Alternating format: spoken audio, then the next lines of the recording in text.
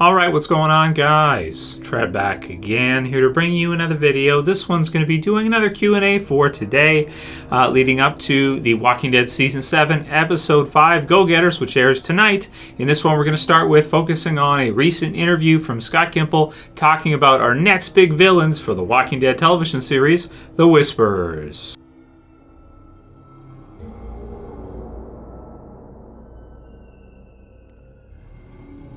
Alright, and of course, spoiler warning if you guys are not caught up for the Walking Dead television series. So, I thought this one was really cool for me to give my thoughts on. I want to thank Andy Guadalupe, who sent me this as well. He sends all kinds of awesome video suggestions. So thanks, Andy, and all of you guys who send through the video suggestions for the channel for me to give my thoughts on and for you guys to comment on, of course. So you guys can write your comments below. Here is what we got. So it's from comicbook.com, and it's from Scott M Gimple, of course, the showrunner for the Walking Dead television series. Everything pretty much goes through him one way or another.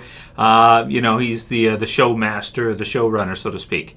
In an exclusive interview with the Walking Dead's showrunner, Scott Gimple, comicbook.com insider Brandon Davis brought up this very rumor. He asked Gimple if there was any chance these people would be the Whisperers. Now, by these people, he means the group that Tara and Heath are going to run into next Sunday, which will probably be episode 6, most likely episode 6 from what we're hearing, description and everything. So whether or not that group that they run into could be the Whisperers. And this is his response. He says, if we've gotten this far without saying anything about them, I'd like the audience to discover this group when it's on screen, said Gimple.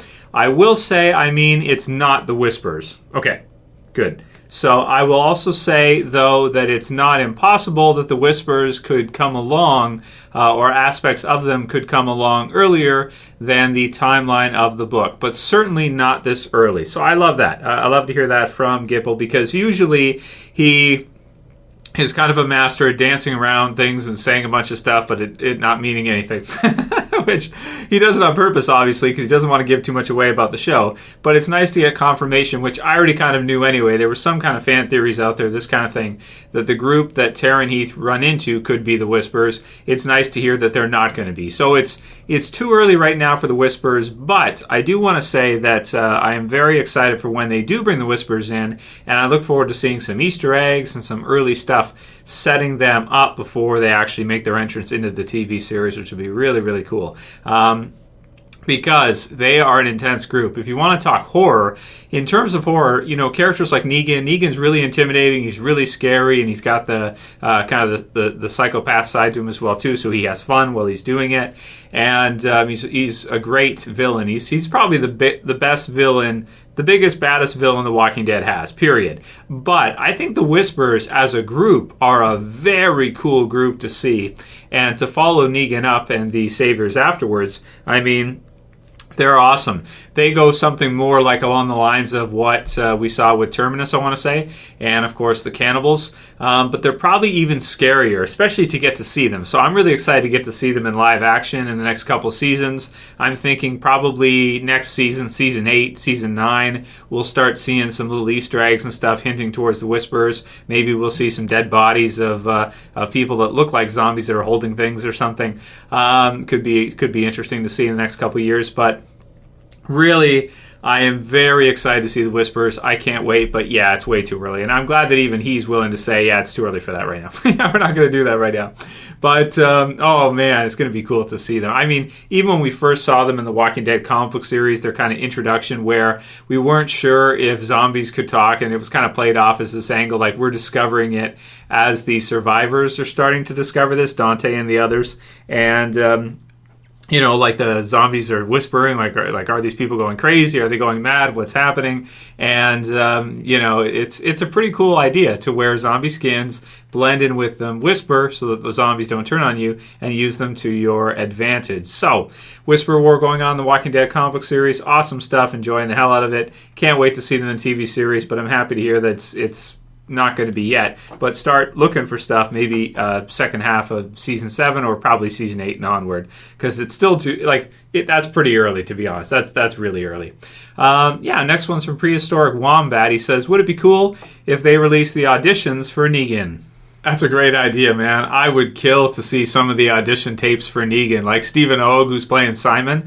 I would love to see his audition tape for Negan. I think that would have been just hilarious to see. Or some of the others. Henry Rollins would have been so cool to see his reading, his audition tape for him would have been awesome. Oh man, there's so many that I would love to see, because I'm sure they probably filmed quite a few different people for the auditions, So that'd be really cool. We probably never will see that, though. Prehistoric Wombat, AMC usually keeps those tight, but I would love to see Stephen Ogg and Henry Rollins for sure. Following up this one's from Chuck Norris. He says, have you seen Henry Rollins acting, though? No one has, because he can't. Here's the thing, and this is the reason why I put this in here, though. I think Henry Rollins could be a fantastic Negan because he wouldn't really have to act that much. Majority of what he would be doing is just being himself because he's exactly like him, at least in terms of his... Because think about it, he's a stand-up comedian, one of the lead singers for Black Flag, tough guy, likes to fight, likes to get in scraps. Looks exactly like Negan. I mean, it's like, let's put it this way. If they didn't go with Jeffrey Dean Morgan, my next choice would be Henry Rollins. And sometimes I think maybe Henry Rollins would be even better. But that said, he's almost exactly like Negan in real life. So he doesn't really have to act. He's just taking himself. And that's, a lot of times that's what you see with a lot of roles is people often play themselves. So you have somebody who's like Michael Rooker, for example. He's probably not as reckless as Merle in real life, obviously, but it's like heightened, right? So it's like, he's kind of like that a little bit, and then it's heightened with Merle, so it's even, and that works really well for a lot of roles when you just take somebody who's just like that character in real life, and they just have to exaggerate it a bit for the screen. That's all. Next one's from Viviana Zoid, and she says, how many days have passed since Glenn's death? And I actually looked this one up against the timeline and kind of thought about it myself. I believe it's been about 4 or 5 days. It's not quite a week, because when Negan shows up, Rick says, I thought you said a week, you're early. And so, it's got to be probably 4 or 5. And what about Abraham? It's not just Glenn's death. They both died in the same day, so what the hell? So about 4 or 5 days, I'm thinking, something like that. Tyler Johnson says, hey, Trev, Q&A, do you think in episode 5 we will see Rick punch Gregory like he did in the comics? So no, that looks like it's going to be given to Simon, which should also be really fun to see tonight because Stephen Ogg is really funny, so yeah. Christopher Mikel says, Trev, love your videos. Greetings from Gem City. Question for you. What is that, a video game city or something? Is that a real city? Come on now. Come on, Christopher. What the hell? Question for you. Do you think Michonne practicing with a sniper rifle is to put her storyline in line with Andrea from the comic book storyline? Hope you can answer this. Thanks. So it's a good question. That's why I included it. I don't really think so. I get the idea that the sniping part is probably going to be left to Sasha, but everything else might be left to Michonne. Also, there's a part where Michonne gets into a fight with one of the saviors in one of the kind of guard tower type things outside of Alexandria. And to see that adapted to the TV series with her fighting, I mean, in close distance and everything, for her, that makes even more sense than Andrea to get into a scrap with some guy and beat his ass or something, because she's already had that with the governor. She stabs him in the eye with the, she had him, like she had the governor cold. She was going to kill him, right? She was pretty much finishing him off. I mean, he was almost done when Andrea came in and stopped her. So it fits even better for her. But the only thing is that, yeah, she's probably not that good of a shot. So maybe if she works on it a lot, she could become a better shot over time. But I just feel like, well, maybe just give part of that to Sasha and have the character splinter into 2. You don't have to give everything for one character to one. You could separate it as they've done other times previously, and it works out pretty good either way. The Life PDX says, first off, to me this is really non-debatable topic, but when do you think Rick came to the realization about Judith? Also, and this is what I was referring to, do you think this will have any effect on the future of Carl and Judith? As in Rick protecting one over the other if he had to. I'm not bringing this up. This is a little intense. Maybe we'll end with this one. To debate in current reality, it does not matter to me. A parent's love for their child or children should not be based on whether or not you're the 100% biological parent or not. I mean, overall, Thank you, Trev, as always, and keep up the awesome videos. So the Life PDX. So the second part of your question, we have to tread lightly on that one because that is a that's dangerous shit to talk about, right? Because you have some people that are adopted, and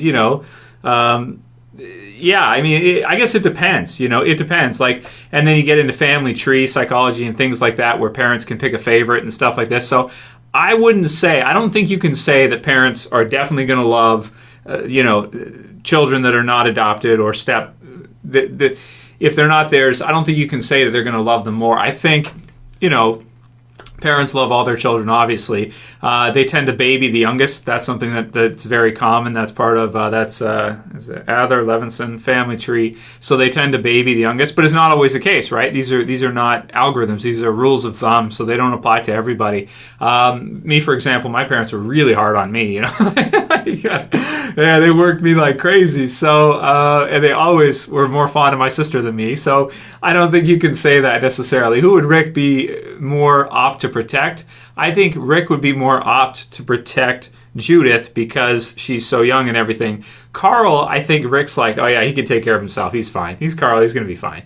So if you had to pick between them, oh man, that's really tough to say. I mean, I don't even know if you can get into that kind of mind frame. I don't think you can make him pick. I don't think he'd be able to. But yeah. The realization question is a great one. You guys can write your comments below. When do you guys think it was that Rick realized that Judith wasn't his?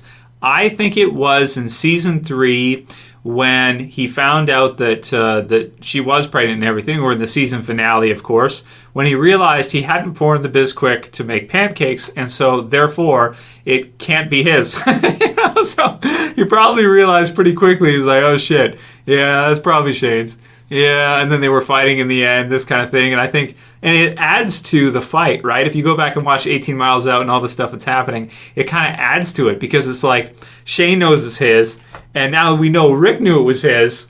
It's like, man, they're fighting and stuff. So I guess maybe even before season 3, maybe season 2. But it reminds me a lot of when, Lori's about to have her and everything, and Rick kind of puts his arm out to her, but he doesn't embrace her. He kind of stretches his arm out like this and kind of, has a distance going there. So like late season 2 into season 3, once he found out she was pregnant, I think the realization came pretty quick. And when she was getting ready to have it and everything, I think he really got the idea like, yeah, this isn't. So, man, some pretty crazy stuff there for sure. You guys write your comments below. I'd like to go back if I had time and watch the last few episodes of season 2 again, knowing the information that the baby is Shane's. And how does that affect Shane? Because Shane must have known that too, but until now, that was kept secret from the audience, right? We didn't know for sure whose it was one way or another. Now we do, so it kind of adds to it. So that's really cool. But yeah, some nostalgia in there for me just thinking about the season 2 finale stuff. Man, that's a great finale in terms of emotions, that's for sure. They really nailed it with that one, with the Rick, Shane, Lori relationship. It's some of the best drama in the entire series, even up until current point. So, yeah, thanks for the great questions, everybody, especially Life PDX, a really good loaded one at the end there. And, yeah, if you guys like this video, I might have another one for you guys today before the premiere tonight. We'll see. Check back and see, guys. I can't make any promises. But if you do want to see another one and you like this one, please thumb it up below. You can share, you can favorite, and if you're new and you want to subscribe to the bottom left. Subscribe to the bottom left. That's it for this video. See you guys again soon. It's Trev, and I'm saying peace. Later, guys. See ya. What do you want us to do? I don't know, viewer. How about a subscription? Do you think that might be in order? Or is that too much to ask?